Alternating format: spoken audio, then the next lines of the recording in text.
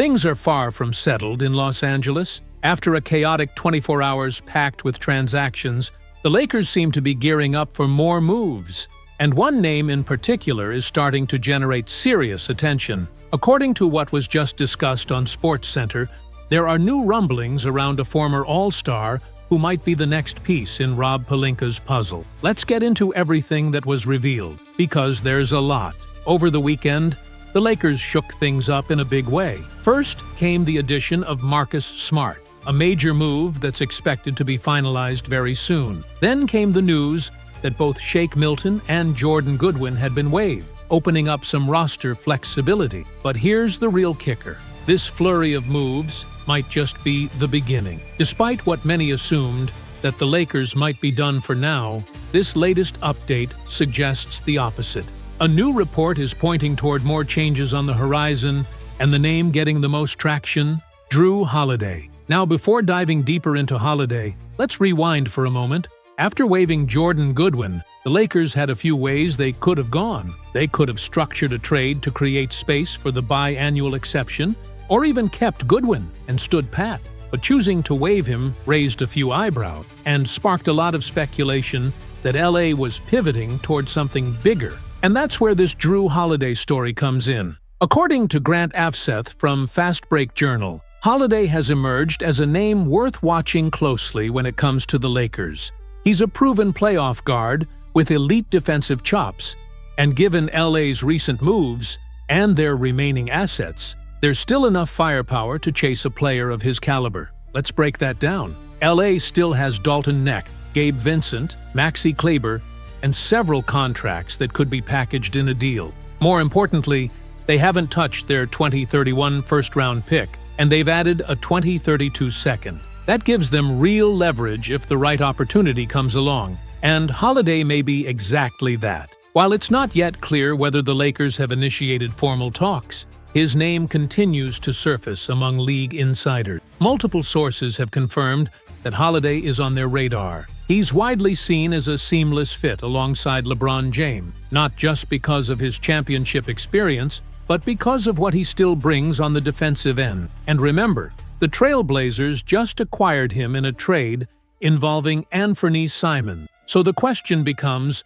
do they plan to keep him as a veteran leader for their young core, or are they open to flipping him for long-term assets? That's where LA might come in. If the Lakers believe Holiday is the missing piece to elevate them defensively and stabilize their backcourt, they'll need to make a decision, and fast. Because while Holiday would bring a ton of value on the floor, there are challenges. For starters, his contract is massive. He's owed $32.4 million this season alone, and he's still under contract for 3 more years, including a player option. He's currently 35. By the time that deal wraps up, he'll be 38. So for LA's front office, the question is the short-term gain worth the long-term cost? But if we're talking about winning now and building a playoff-ready roster around LeBron and Anthony Davis, Holiday checks a lot of boxes. He's a 6-time all-defensive selection over his 16-year career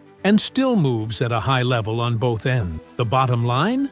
There's real interest. And even though this isn't a done deal, don't be surprised if the Lakers make another aggressive move soon. They've been methodical this summer, and if Jrue Holiday becomes available, it might be too good to pass up.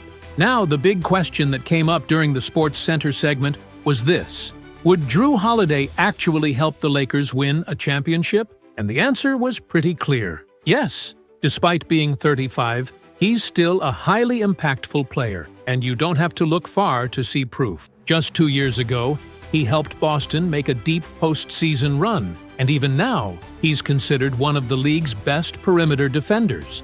But what people tend to overlook is how solid he's been offensively as well. Sure, his scoring numbers dipped a bit in Boston, but that was more about their roster makeup than any decline in his skill set. When you've got scorers like Jason Tatum, Jaylen Brown, and Derek White sharing the ball, your shot attempts are naturally going to take a hit. Still, Holiday quietly shot an impressive 37% from 3 across his career, well above the league average. He's reliable, smart, and still effective on both ends of the floor. Last season with the Celtics, Holiday averaged around 11 points, 4 rebounds, 4 assists, and a steal per game. Solid numbers for a guy playing in a crowded rotation. But what really matters is how seamlessly he'd fit into what the Lakers are building right now. Whether he starts alongside Marcus Smart or rotates in off the bench, the defensive intensity he brings is undeniable. Imagine a backcourt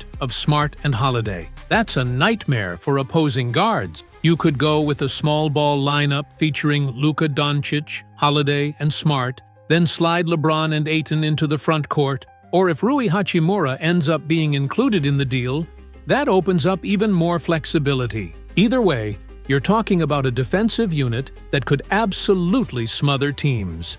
And with LeBron still orchestrating the offense and Luka carrying so much creative load, the balance would be scary for anyone facing them. Now, as it stands, the projected starting lineup is likely Luka, Austin Reeves, Rui, LeBron, and Ayton. Marcus Smart and Jake LaRavia are probably coming off the bench, and Jackson Hayes backs up the 5. But here's where the debate starts. Should Reeves stay in the starting 5, or would it make more sense to use him as a 6th man and bring in another 3-and-D wing in the starting group? It's a fair question, especially if Rui gets moved in a trade. Some insiders believe the ideal lineup could be Luka, Smart, a true 3-and-D wing, LeBron, and Ayton, with Reeves running the second unit and keeping the offense steady when Luka rests. That could frustrate Reeves a bit coming off his breakout year, but from a rotation standpoint, it adds more balance and allows the Lakers to maintain two-way versatility. Now, one trade package that's been floated around would involve Jared Vanderbilt, Gabe Vincent, Maxi Kleber, Shake Milton, and a 2031 first-round pick in exchange for Jrue Holiday and Chris Murray. But remember, Shake Milton was already waived, so his salary can't be included. That means the Lakers would need to find another way to make the numbers work. Another idea discussed during the segment was adding Dalton Knecht into the mix. That might be more appealing to Portland, especially if they're trying to get younger. But it's tricky.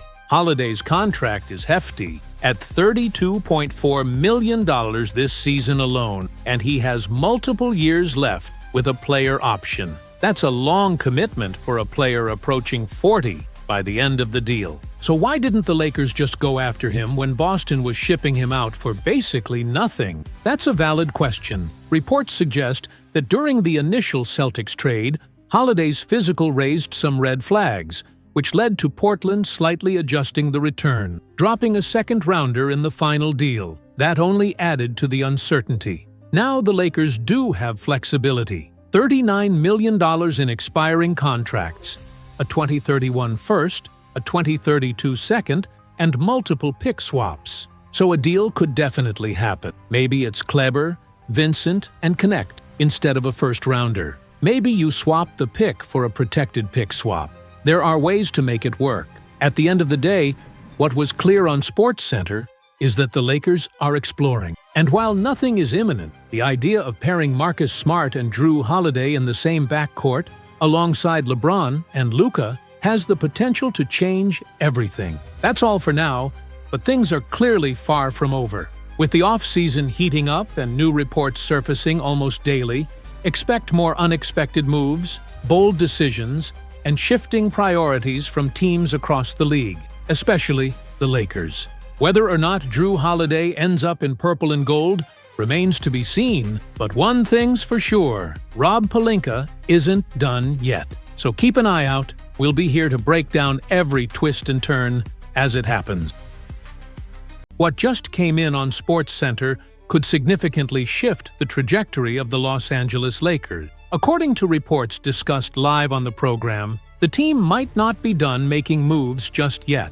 After a flurry of recent activity, the Lakers may be positioning themselves for one more major acquisition, and this one could very well turn them into legitimate championship contenders. So let's walk through everything that was just reported. According to SportsCenter, the Lakers have already been extremely active in reshaping their roster over the last few days. But what's coming next could be even bigger. As we speak, Los Angeles appears to be creating room for additional adjustments. and the front office is reportedly working the phones in pursuit of a final piece that could elevate this squad to title contention. One of the major recent developments was the team signing Marcus Smart following his buyout from the Washington Wizards. That move forced the Lakers to make some tough decisions, including waiving Shake Milton and Jordan Goodwin to clear space. But beyond simply creating room for Smart, this also freed up another open roster spot, something that could prove crucial in the coming days. And that's exactly where things start to get interesting. Sources told SportsCenter that LA has already explored possible deals involving Kentavious Caldwell-Pope and Donte DiVincenzo. According to Clutch Points, those talks took place with the Memphis Grizzlies and Minnesota Timberwolves, respectively. While Minnesota quickly dismissed the idea of moving DiVincenzo, conversations around Caldwell-Pope were a bit more intriguing, surfacing shortly after KCP was included in the blockbuster trade that sent Desmond Bane to the Orlando Magic. Let's break down why the KCP situation is gaining traction.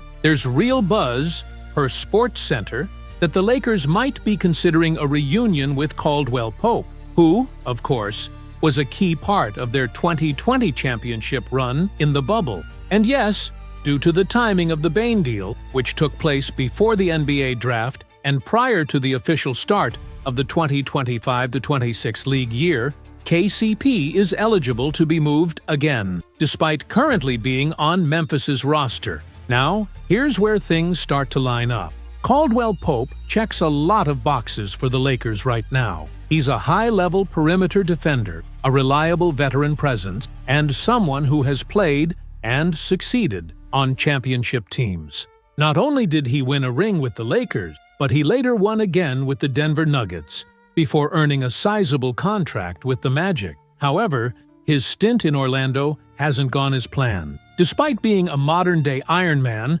appearing in at least 75 games in each of the past 4 seasons, including a full 82-game stretch during one of his years in LA, KCP struggled to find his rhythm in Orlando. He averaged fewer than 9 points per game last season and connected on just 34% of his shots from deep. A significant drop-off for someone who had previously shot over 40% from 3 in 3 of his last 4 seasons. That's especially concerning for a Magic team that ranked among the league's worst in three-point shooting. Still, there's optimism around the idea of him returning to Los Angeles, where he previously shot 38.5% from deep during that title-winning campaign. And when he's locked in, KCP can heat up fast. Streaky, yes, but capable of getting red-hot and swinging games with his shot-making and defensive pressure. And that leads us to where this could all be heading next. Now, staying with what was just shared on SportsCenter, let's look deeper into the contract side of Kentavious Caldwell-Pope and why he could realistically be within reach for the Lakers. As discussed during the segment, Caldwell-Pope is potentially heading into the final year of his current deal. However, there's a player option involved, meaning he could choose to opt in and stay under contract. And when you consider both the structure of that deal and the Lakers' long-term vision, it makes this situation even more compelling. Los Angeles has clearly been aligning its moves around the 2027 offseason. That's when they plan to have maximum financial flexibility. Every trade, every signing, every cap decision seems geared toward that moment. Caldwell-Pope, whether he opts in or not, fits neatly into that timeline. He's a player who can contribute right away, but also potentially be part of a longer-term picture. Given his age, he just turned 33, it's unlikely he'd command more than the $21 million he's set to earn. Because of that, most around the league expect him to opt into the final year of his deal, especially since his current contract was arguably a bit above market value when he signed it with Orlando. That makes him not only a logical target, but a very obtainable one. And that brings us to the next name that came up during the SportsCenter report, Donte DiVincenzo. While there's no immediate movement happening, the Lakers reportedly still have interest in DiVincenzo, and that could become something to watch if Minnesota softens its stance. As mentioned on the show, his role diminished a bit last season with the Timberwolves. He was part of the blockbuster trade that sent Julius Randle and DiVincenzo from New York to Minnesota in exchange for Karl Anthony Towns. Though his numbers dipped slightly, DiVincenzo is still a very solid two-way contributor. In fact, during the playoffs, including that tough series against the Lakers, Minnesota leaned on him more, especially with veteran guard Mike Conley aging and his minutes being managed more carefully. DiVincenzo brings toughness, energy, and versatility to both ends of the floor. He's a physical guard with solid size who can defend multiple positions, knock down threes, and move off the ball effectively, a trait that was on full display during his time with the Golden State Warriors. He's fearless, plays with a chip on his shoulder, and brings the kind of grit that would fit well with LA's current identity. In fact, the Lakers reportedly had interest in DiVincenzo during his free agency a couple of seasons ago. Now, with him on a very manageable contract, just under $12 million annually, he presents a feasible target from a financial standpoint. The bigger obstacle here, though, is Minnesota's position. Like the Lakers, the Timberwolves are in win-now mode. They're not looking to help a Western Conference rival get stronger. So, while the money lines up, getting Minnesota to agree would be far more difficult than, say, negotiating with Memphis over Caldwell Pope. Still, if the Lakers were willing to part with a future first-rounder, maybe that 2031 pick, it could open the door. That is, unless Minnesota is high on someone like rookie Dalton Knecht, which could shift the dynamics entirely. But to summarize what SportsCenter just laid out, the Lakers have two clear names on their radar: Kentavious Caldwell-Pope and Donte DiVincenzo. KCP is very much available and could realistically be moved, while DiVincenzo seems less likely at the moment, but not entirely off the table depending on how things develop with Minnesota. The broadcast concluded by reinforcing that Caldwell-Pope still has plenty to offer in today's league. He wasn't just thrown into that Orlando-Memphis deal as salary filler. There's real value in what he brings, especially for a team like the Lakers. If brought back, he'd be an ideal fit alongside someone like Luka Doncic. Yes, that possibility was mentioned in passing, or whoever ends up leading the charge in LA this season. And before we wrap, SportsCenter dropped one more stat. A huge portion of Lakers fans tuning in to all this coverage are still not subscribed or fully plugged into these updates. The message was clear: stay locked in. Because if this front office has shown anything over the last few weeks, it's that they're not finished yet. More could be coming, and soon. According to SportsCenter's latest segment, things have taken a sharp and surprising turn for the Lakers, and not in a good way. Following an off-season packed with speculation around Dalton Knecht's future in Los Angeles, a new report surfaced this week after Summer League play that has both fans and insiders buzzing, and frankly, a little concerned. The story? His trade value has taken a significant hit, and that changes the landscape for Rob Pelinka and the Lakers front office heading into the final stretch of the offseason. It also impacts the way they might approach the next few weeks as training camp creeps closer. And beyond Knecht, there were other team developments highlighted that suggest we could be in for a very active run-up to the regular season. Let's break this all down. First, the bombshell report from ESPN NBA insider Jovan Buha. According to multiple league conversations held during Summer League in Las Vegas, Knecht is no longer viewed as a first-round level asset by rival executive. That's a steep drop from where things stood just a few months ago, back when the Lakers were reportedly weighing a package centered around Knecht and their 2031 unprotected first-rounder. That deal, at one point, was enough to bring back players like Mark Williams, or potentially even someone like Nick Claxton. But now, after a shaky Summer League showing, where Knecht struggled to make an impact and at times looked overwhelmed against lesser competition, front offices around the league have cooled significantly. The exact quote from Buha during the segment was telling, "Summer League did not help Knecht's stock at all. At this point, he's not being valued around the league as a first-round piece." That was a consistent theme in conversations with non-Lakers personnel. People were basically saying they wouldn't give up a first-round asset for him right now.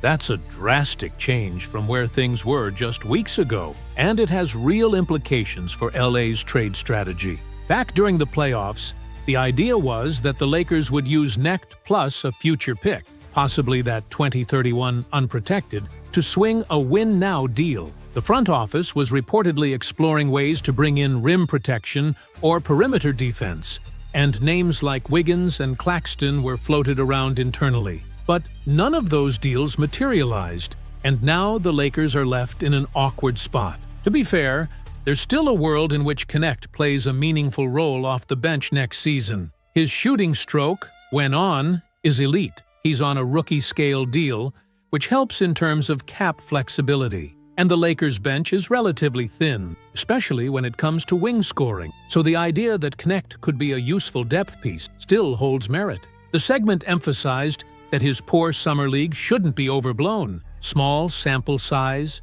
inconsistent roles, and subpar game environments all play a part. But perception matters in the NBA, especially when you're trying to move a young player for win-now value. And right now, the perception around Knecht is trending the wrong direction. Here's the reality. If the Lakers want to add another legitimate rotation piece before the season starts, especially a point-of-attack defender, they may now need to attach more value in any potential trade. That's where things get complicated. Remember, the Lakers have already brought in Marcus Smart, which was a huge get defensively. But they still have needs. And now, instead of Knecht being the sweetener in a deal, he might actually be seen as a throw-in. The bench depth looks solid on paper, with Smart, Gabe Vincent, rookie Bronny James likely getting some run, Jake LaRavia brought in as a shooter, plus front court guys like Jackson Hayes and a reportedly rejuvenated Jared Vanderbilt.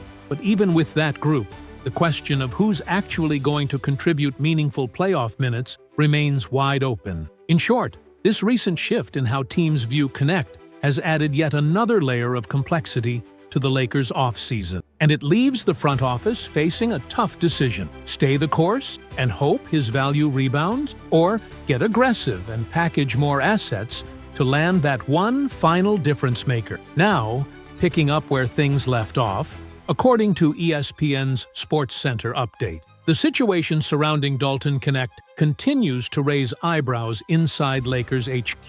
The concern now isn't just what's already happened, it's where things could be headed if his trajectory doesn't reverse quickly. If Knecht starts the season on the outside of the rotation, which seems like a real possibility, then any remaining trade value he holds might continue to spiral. That's especially troubling given the team's clear win-now approach. They're building around a tight core and can't afford to spend development minutes on players who aren't contributing defensively or spacing the floor at a high level. It's true, they did bring in Marcus Smart, a gritty perimeter defender who adds much-needed leadership and intensity. But beyond Smart, LA still hasn't secured another high-level wing stopper.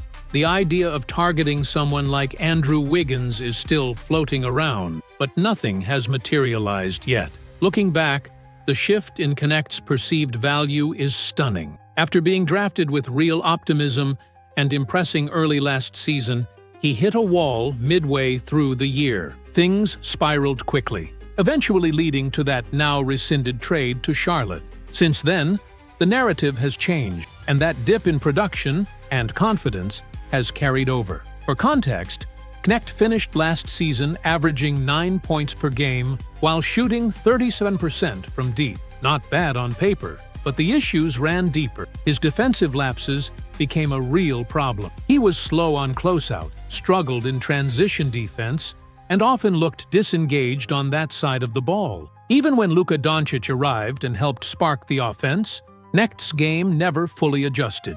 He caught some easy buckets on fast breaks, sure, but that wasn't enough to mask the defensive concerns. What made it worse, according to analysts on SportsCenter, was the overall lack of reliable wing defenders on last year's roster. Between players dealing with injuries and others being more offensive-minded, the Lakers were often exposed on the perimeter. It forced tough decisions in the playoffs, and Knecht, in the end, was left out of the rotation altogether. He didn't play meaningful postseason minutes, and down the stretch of the regular season, his role shrank dramatically. Now, ESPN insiders believe the Lakers are in a difficult position. On one hand, you don't want to sell low on a recent first-round pick, especially not for a second-round return or as a throw-in piece. On the other, you can't afford to keep dead weight on the bench when the goal is to contend. The ideal solution?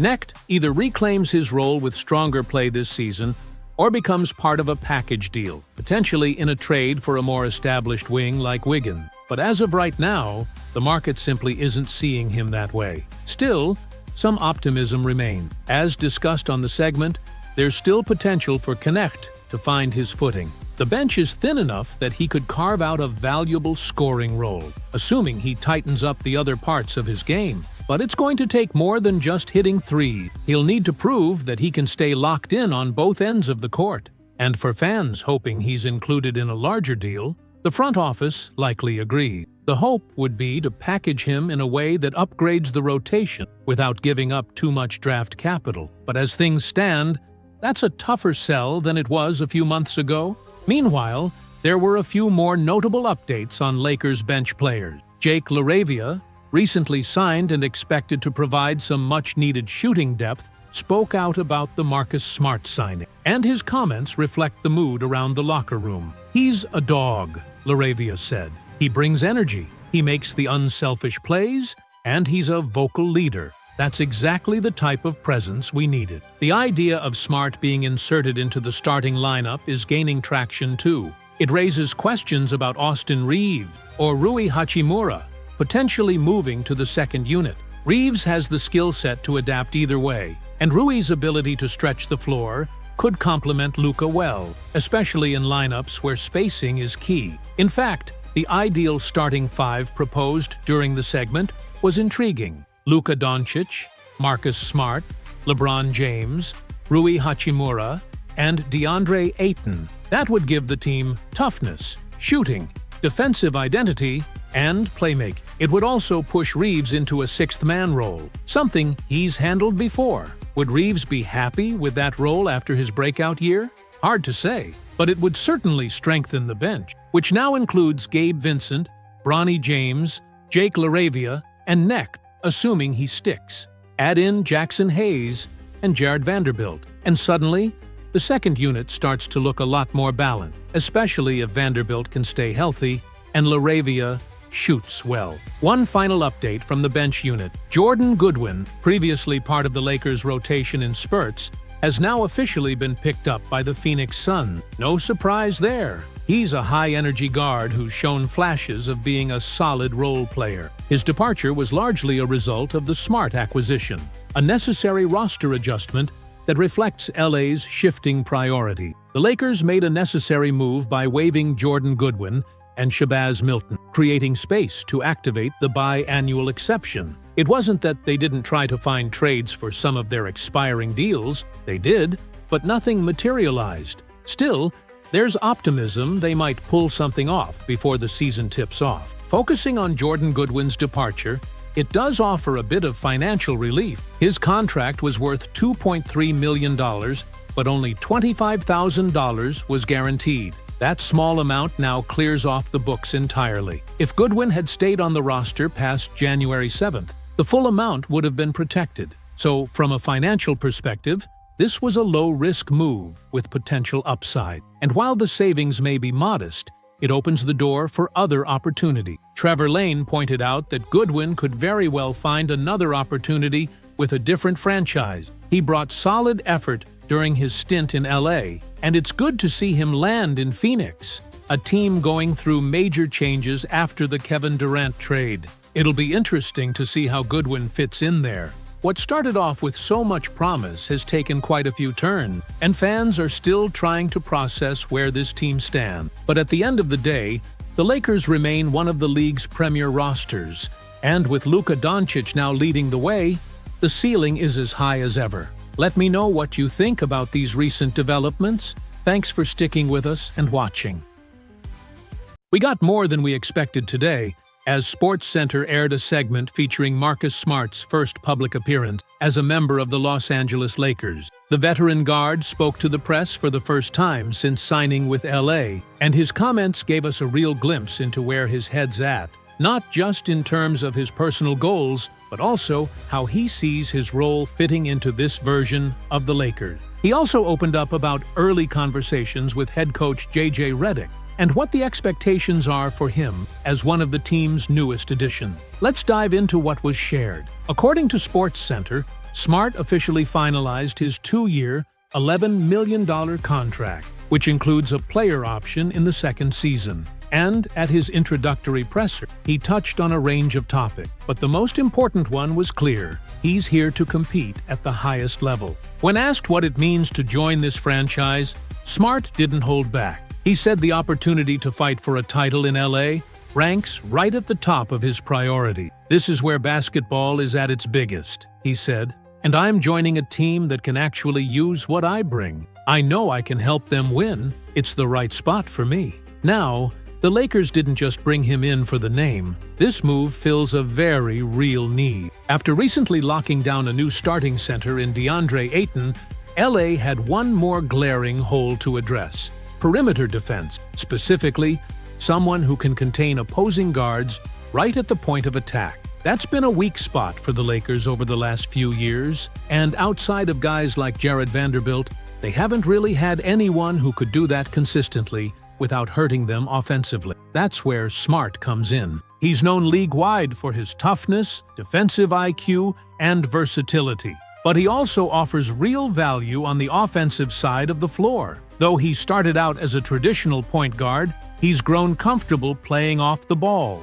knocking down shots, and operating as a secondary playmaker. He's been in plenty of high-stakes playoff battles, and that experience matters. His ability to shift between roles makes him an ideal fit in a Lakers rotation that's constantly adapting. One major factor SportsCenter pointed out, however, is Smart's recent availability. He's been plagued by injuries over the last couple of seasons, only suiting up for a total of 54 games. In fact, he's only reached the 60-game mark once in the past 5 years. So naturally, there were questions about his durability going forward. Smart addressed that too. He admitted that the last 2 years haven't gone the way he hoped, but he also made it clear that he's using the setbacks as motivation. "It's been tough," he said, "but I believe everything happens for a reason. Maybe it was meant to slow me down. Maybe it was meant to make people doubt me. Either way, I'm here now, and I'm ready to remind everyone who I am." And that's exactly the mentality the Lakers are looking for.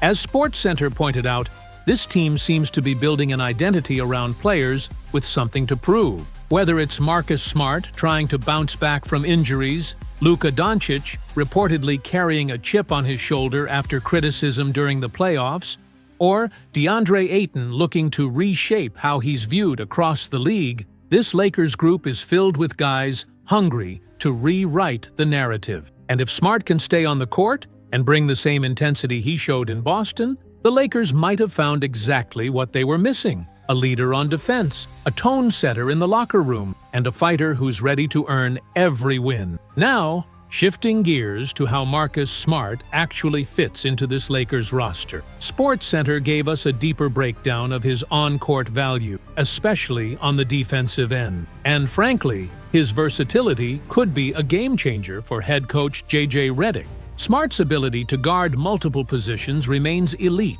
Whether he's switching onto wings, chasing shooters around screens, or battling with ball-dominant guards, his defensive IQ and physicality give the Lakers flexibility they didn't have last season. On SportsCenter, one analyst even noted how seamlessly Smart can adapt to different lineups, whether it's going small with Anthony Davis at center or running more traditional sets with DeAndre Ayton anchoring the paint. Simply put, he's a Swiss Army knife on defense. And while some may wonder whether Smart can return to the high-impact version of himself we saw in Boston, there may be more optimism than expected. Mike Trudell, appearing on Mason and Ireland, mentioned he'd spoken with a few folks in Washington, Smart's brief stop before signing in LA, and their feedback was encouraging. They said the gap between the current Smart and the all-defensive Boston version isn't as wide as people might think. That's good news for the Lakers, who desperately need him to stay healthy and consistent, especially when it comes to defending elite guards. Which brings us to head coach J.J. Redick and his expectations for the veteran guard. In an interview with ESPN Radio, Smart opened up about the early conversation he had with Redick after signing. According to Smart, the message from the Lakers' new coach was simple: just Be yourself. Redick told him that he wants him to lean into his natural strengths, to be that disruptor, the agitator, the defensive tone setter who throws opposing offenses out of rhythm. That, in itself, tells us a lot about how LA plans to use him. Redick has a deep understanding of what Marcus Smart brings to the court, and he's not coming in with the intention of reinventing the wheel. He's not trying to turn Smart into something he's not. Instead, he wants to empower him to fully embrace his identity. That means giving him the freedom to play instinctively, to bring that signature edge, and to be the physical, relentless defensive presence he's always been. Redick wants Smart to lean into the chaos, to disrupt passing lane, dive for loose ball, and bring that emotional spark that can shift the momentum of a game in an instant. That kind of player, that kind of mentality, has been sorely lacking in Los Angeles. This vision fits hand in glove with what the Lakers have been missing over the past few seasons. A true point-of-attack stopper who isn't afraid of the dirty work. Someone who thrives in gritty, uncomfortable possessions and never backs down from a challenge. Smart's arrival adds a layer of toughness to this team, both physically and mentally, that's been absent for far too long. What makes this move even more intriguing is how it opens up new lineup possibility. With Smart on the floor, Redick has the flexibility to be more experimental with his rotation, especially when it comes to Luka Doncic and Austin Reeves. Smart's defensive versatility gives those two offensive focal points some breathing room. If Luka finds himself switched onto a quicker guard, or Reeves is being hunted by a high-volume scorer, Smart can step in seamlessly and take on that assignment without hesitation. He absorbs defensive pressure, freeing up LA's stars to focus more on what they do best: scoring and creating. In that way, Smart isn't just a fit. He's a key that unlocks a different, more balanced version of this Lakers team. This kind of versatility is exactly what Redick valued. Smart's presence opens up lineup combinations that otherwise wouldn't work. Whether it's unconventional small ball groups, staggered rotations with bench units, or injury-driven adjustments, Smart gives Redick the freedom to mix and match without sacrificing defensive identity. And don't forget, Smart is no stranger to high-stakes basketball. He's logged dozens of playoff games, many of them deep postseason runs with Boston. That experience matters in a city like Los Angeles, where pressure is constant and the spotlight is intense. Some players shrink under that kind of scrutiny. Smart has already proven he won't. Of course, all of this depends on one key variable: health. His injury history over the past 2 seasons can't be ignored. He's struggled to stay on the floor and hasn't played more than 60 games in a season in years. But if he can maintain his health, his impact could be felt immediately, especially on the defensive end, where the Lakers have lacked a true enforcer. SportsCenter wrapped up the segment by posing the same question many fans are asking: is Marcus Smart the final piece LA needs to round out their defense? Or are the concerns too real? The durability, the streaky shooting, the occasional questionable decision-making, like untimely flops or technical fouls. Whatever your take, one thing's for sure: the Lakers are betting on Smart's edge, experience, and energy to elevate this roster. And if he delivers, this could be one of the savviest low-cost moves of the offseason. Stay tuned! We've got more to cover in Part 3. Go ahead and send it. All right, let's break down what was just revealed on First Take this morning, because it could have massive implications for the Lakers' future. Multiple reports dropped, all confirming what's been speculated over the last few days. Los Angeles isn't done yet. In fact, they may just be getting started. One of the major talking points today was centered around Rob Pelinka and the Lakers' recent move, with particular attention given to the Marcus Smart signing. Yes, it's now official. Smart is a Laker. But what makes this news even more important is the context that came with it, including behind-the-scenes details that point directly to Luka Doncic's role in shaping this roster moving forward. Let's dive into it. The show opened by confirming what many had suspected. The Lakers' offseason isn't complete, not until we have full clarity on Luka's future in LA. According to First Take, the Lakers are preparing to visit him personally in Slovenia and plan to meet with him again during Eurobasket. He's reportedly spent meaningful time with team governor Jeannie Buss, which speaks volume. And the way insiders framed it, this isn't a guy positioning himself to leave in free agency. If anything, the exact opposite is happening. It's now confirmed that the Lakers are all in on retaining Luka long-term. And based on the internal momentum surrounding the situation, First Take analysts said they believe Doncic will remain in Los Angeles, which completely shifts the franchise's short and long-term strategy. It means bigger moves are coming, and the team is already laying the groundwork for those next steps. Now, let's go back to Marcus Smart for a second, because his own words told us a lot about the vision forming in LA.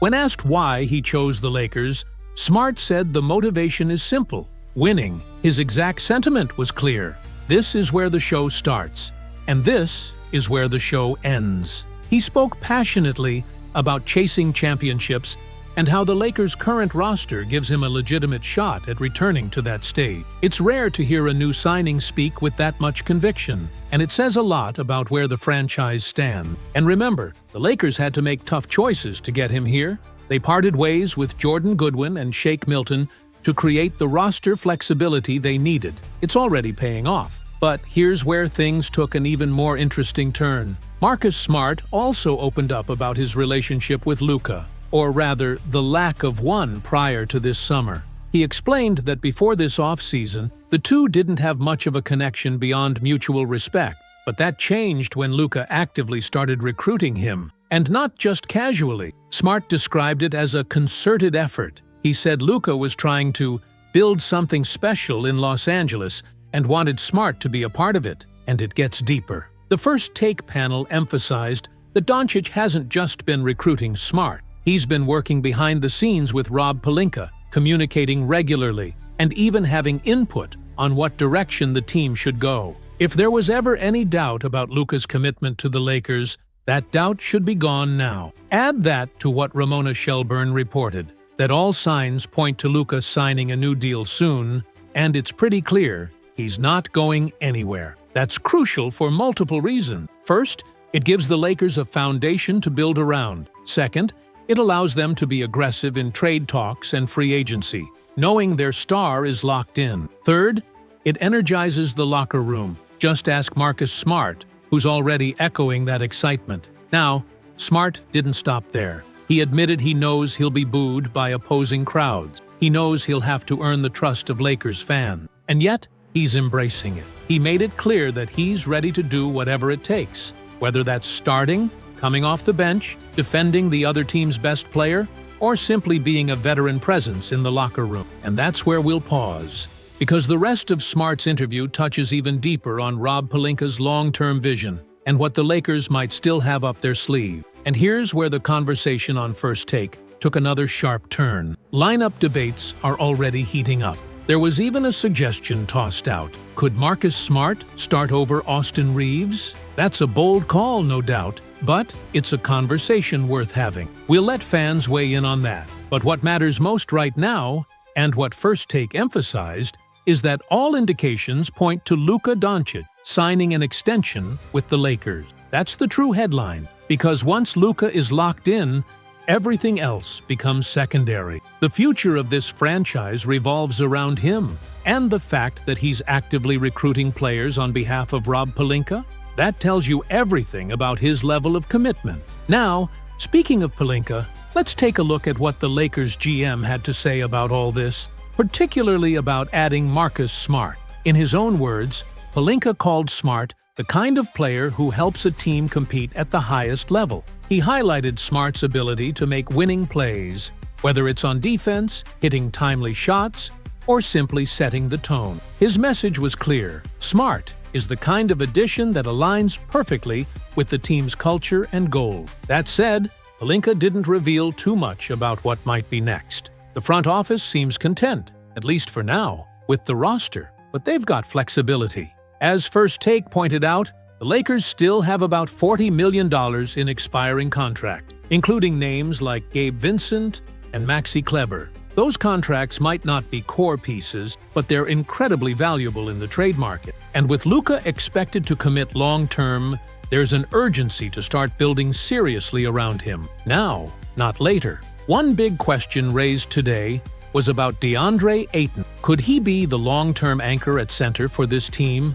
That remains to be seen. His impact will depend heavily on his consistency and work ethic, two areas that have fluctuated in past seasons. If he locks in, he could absolutely be part of the Lakers' core moving forward. One thing is certain though, with Smart and Luka together, this team just added another competitor who goes all out every single night. While Smart may no longer be considered a pure lockdown defender, he's still a relentless presence. And that alone raises the Lakers' defensive floor. Because let's be honest, this has been a mediocre defensive team. Adding someone with Smart's IQ and motor is going to change that immediately. The panel also reminded us, Smart isn't old. At just 30, he's far from the end of his career. Sure, injuries have slowed him down in recent years, and last season with the Wizards was forgettable, but this is a guy just 3 years removed from winning Defensive Player of the Year. If he stays healthy, there's no reason he can't play a similar veteran role well into his late 30s. Think PJ Tucker-level longevity, but with more skill. Bottom line, the Lakers are better today than they were a week ago. Smart brings leadership, tenacity, and playoff experience. That raises both their floor and ceiling, especially on defense. And that's the kind of growth championship teams are built on. To wrap things up, First Take threw out a fun challenge for fans. What would your starting five look like if the Lakers had to play a must-win game tomorrow?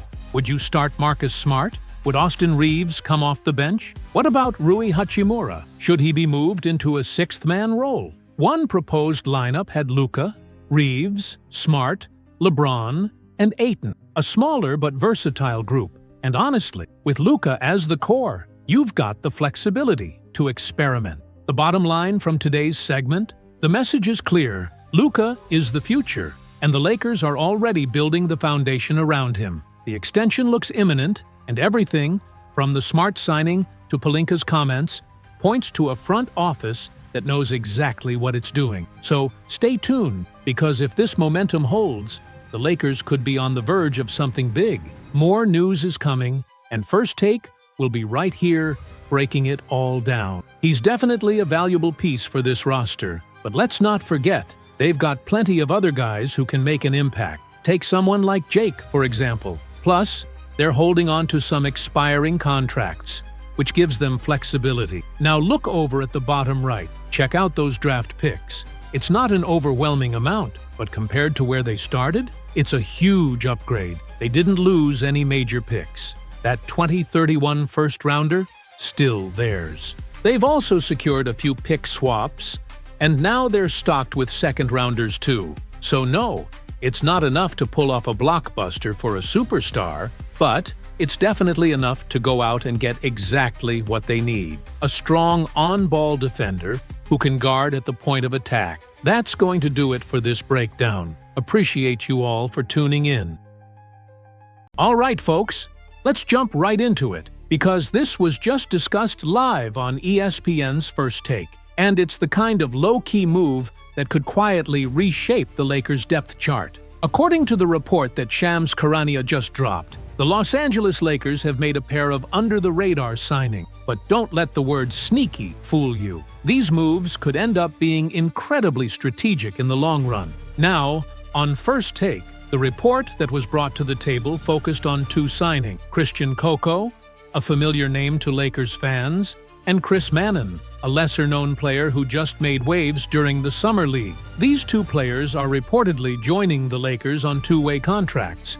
And while they may not be headline stars today, there's more to these deals than meets the eye. So, let's break down exactly what this means, not just for the players, but for Rob Pelinka's larger strategy. Before we get too deep, the guys on First Take made it clear. These moves are part of the front office's plan to shore up the roster without compromising flexibility. Coco, Mannon, and Trey Gison are now set to occupy the team's 3 official two-way contract spots.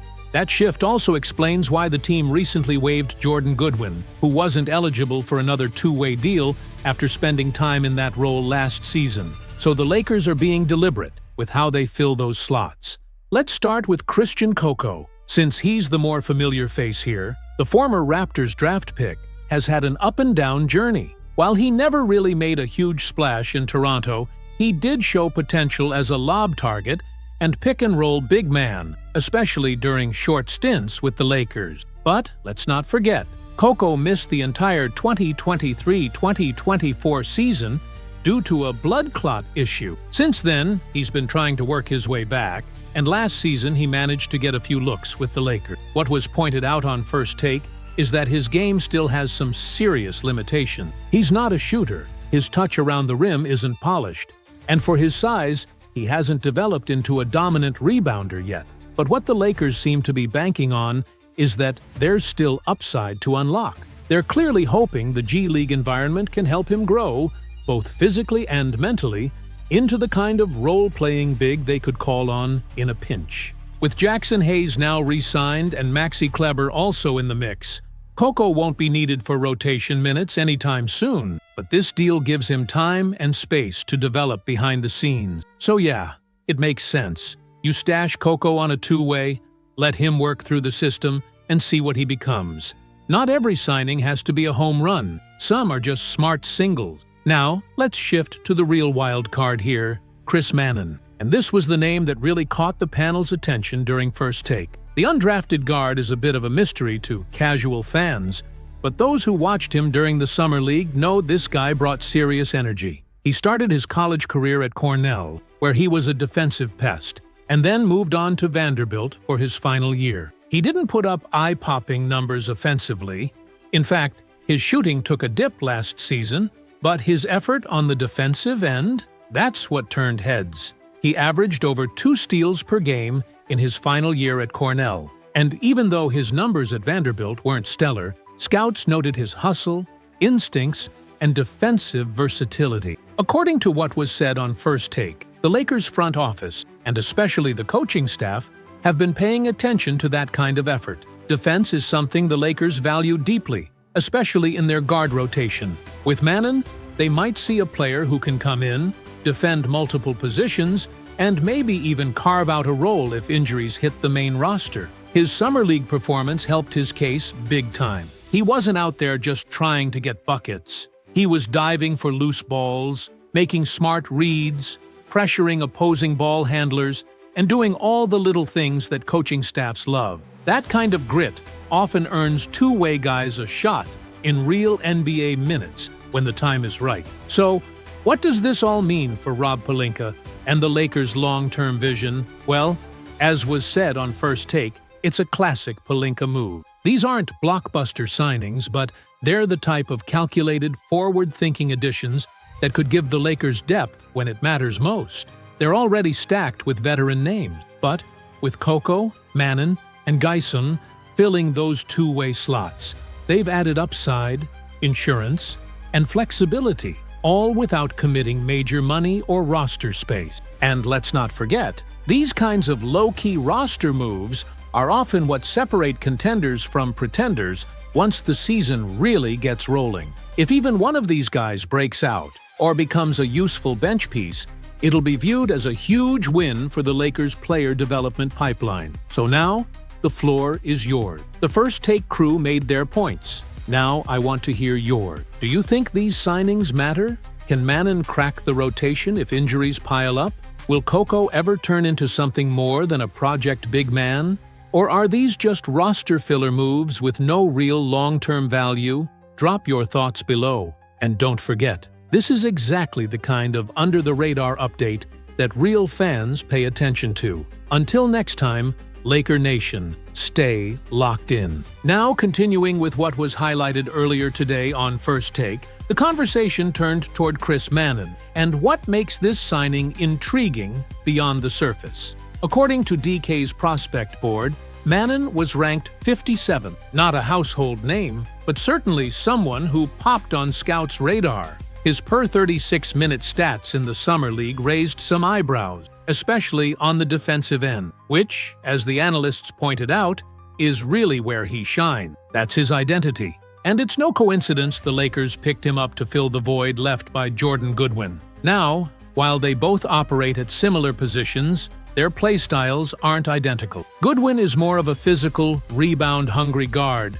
who brings grit and hustle, Manon? He's cut from a similar cloth when it comes to effort, but there's more polish to his defensive fundamentals. He's quicker laterally, more instinctual in passing lanes, and likely offers more upside on that end of the floor. Offensively, there's still work to be done, and that was pointed out clearly on First Take. Manon's college production wasn't flashy. He averaged 6 points and about 4 boards last season, and he wasn't lighting it up from deep.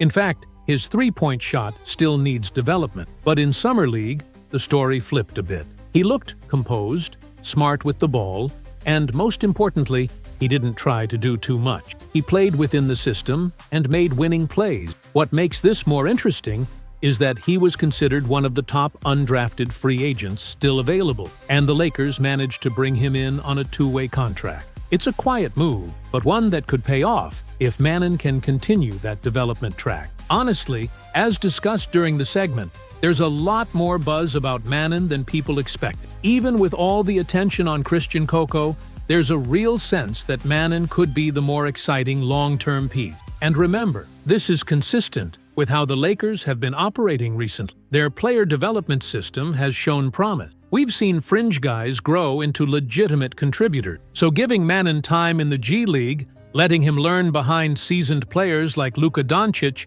and some of the veterans on this roster could be exactly what he needs. Worth noting, too, Coco apparently had interest from other teams. While it wasn't about full NBA contracts, there was competition for his two-way rights, and he still chose to come back to LA. That says something about the environment they're building. There's a clear path for these guys to grow. But here's the real question that First Take put on the table. Will either of these moves actually matter at the NBA level? That's the unknown. No one expected Jordan Goodwin to impact games last year, yet he did. So could Coco or Manon follow that same path? It's not out of the question. And that's why this news is more significant than it may seem on the surface. We want to hear from you, especially if you followed Manon back in college. What's your read on his potential? Could he end up surprising everyone like Goodwin did? Now, shifting gears, let's touch quickly on another topic that broke during the same First Take segment. Marcus Smart's arrival in LA. His signing is now expected to become official once waivers are cleared. And insider Mark Stein just added a very interesting layer to that narrative. According to Stein, Luka Doncic played an instrumental role in recruiting Smart to the Lakers, and it seems the two have been on the same page throughout the offseason. Smart's conditioning has reportedly been a focus. The Lakers were told that he's taking this summer seriously, trimming down, getting quicker, and preparing for a bounce-back year after a season where his fitness was a point of criticism. If that's true, this could turn into one of the more impactful, under-the-radar pickups of the offseason. Add to that, there's some optimism about Jared Vanderbilt. The same report mentioned that he's finally close to full health, healthier than he's been at any point in the last year. That's a huge plus. He could be a serious piece in the Lakers' rotation when training camp rolls around. He hasn't played like himself since before the injuries, so this is like adding a new player altogether. So let's look at the current outlook. You've got Coco and Manon now locked in as two-way guys with clear roles to develop quietly. Then you have a core lineup shaping up. Doncic, Austin Reeves, Rui Hachimura, LeBron James, and DeAndre Ayton that already looks stronger than last season. Jackson Hayes, who was previously starting, now shifts back to the bench. And Marcus Smart gives you that veteran defensive grit off the bench. Though First Take brought up a valid point, should Smart start over Reeves? That sparked some debate. One angle says, keeping Smart with the starters gives the Lakers a defensive anchor from the jump, while Reeves, who had a career year, could lead the second unit offensively. Would Reeves like that role change? Maybe not, but strategically, it could make a lot of sense. We also can't overlook players like Jake LaRavia, who could bring scoring punch off the bench, especially if Smart and Hayes hold down defensive responsibility. This is shaping up to be one of the deeper, more flexible Lakers teams we've seen in recent years. And these low-key signings like Manon and Coco might end up being sneaky Smart pieces of that puzzle. More updates coming soon, but for now, let us know what you think. Should Smart start? Can Manon become a factor? Is Coco worth the investment? We'll keep breaking it down for you every step of the way. It'll be really intriguing to see how some of these lineups shake out. Imagine a group with Doncic, Smart, and LaRavia on the floor together alongside LeBron. Curious to see how that dynamic plays out. Off the bench, you've got Rui and Reed, which could give this team a strong, dependable second unit. There are definitely a lot of different ways this rotation could be adjusted and experimented with. Let me know in the comments what you think about all of this, with JJ Redick calling the shots. We know he likes to mix things up and try different lineup combinations. It's going to be fascinating to see how he handles this roster and which players get prioritized. So sound off below with your reaction, not just to the lineup possibilities, but also to the recent signing, and, of course, Chris Mannix's take. Thanks again for watching, and I'll catch you in the next one.